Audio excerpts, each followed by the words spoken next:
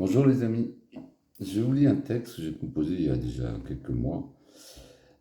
J'ai appelé ça La France métissée. Un texte qui sort des sentiers battus, la pensée unique, un peu provoque certes. J'entends déjà Francis, islamo-gauchiste, ou t'es un bisounours, ou ce que tu dis n'est pas réaliste. Oui, je sais tout ça, mais je l'ai aussi composé pour m'entendre dire tout ça. Pas grave si ça fait un peu réfléchir et regarder le monde de l'autre côté de la lorgnette. Bonne lecture, essayez de ne pas me vilipender ou lapider.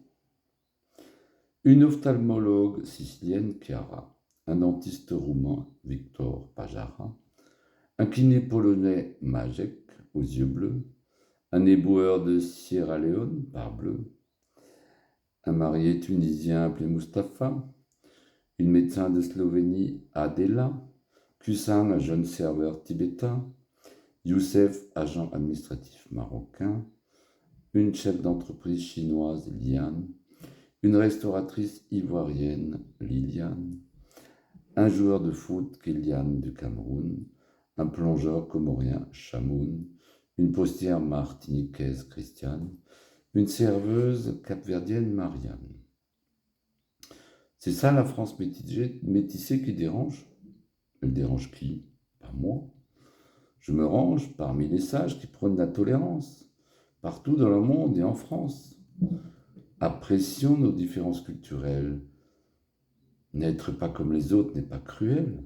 Cultivons ces différences géographiques, de couleurs, linguistiques et ethniques. Et pour moi, c'est de loin pas un hic. Le problème, c'est le communautarisme. Les ghettos qui font le lit du racisme.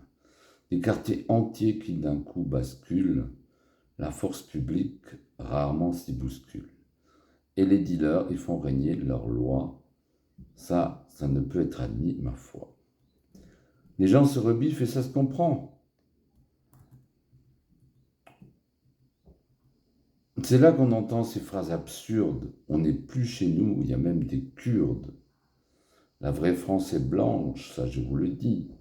Et la belle Lily qui nous vient de Somalie est pointée du doigt à cause de sa couleur. Tout ça me déprime, était un grand malheur. Et aussi, ils viennent prendre notre travail. Or, le travail qu'ils font, vaille que vaille, pas un Français ne le ferait, car trop dur. Il y a même des cas d'esclavage, c'est sûr. Les marchands de sommeil, les passeurs s'enrichissent sur leur dos, ces prédateurs. Il n'y a pas une seule réalité explicable, réfléchissons si nous en sommes capables. Et le travail, ce n'est pas eux qui nous l'ont volé, mais ceux qui ont délocalisé sans toller nos usines, industries, peau de chagrin. Fallait vraiment qu'ils aient un grain. Et l'argent est là et se trouve dans les caisses, dans les paradis fiscaux qui ne sont pas en baisse. Les pétroliers, géants de la grande distribution, patrons du CAC, où est votre contribution? Et les politiques font des ronds de jambes, impuissants, et leurs discours flambent. Ça blablate par-ci, par-là, c'est flou, c'est fou. Les vrais projets pour le pays restent flous. Il y aurait beaucoup à dire, à penser. Les gens préfèrent absorber, insensés, ce que les médias serinent, ces clichés, cette pensée unique stéréotypée. Ils raisonnent télé. Les influenceurs veulent être élus et ne sont pas penseurs. Ceux qui pensent pour nous, c'est les dirigeants de presse et des médias. C'est affligeant.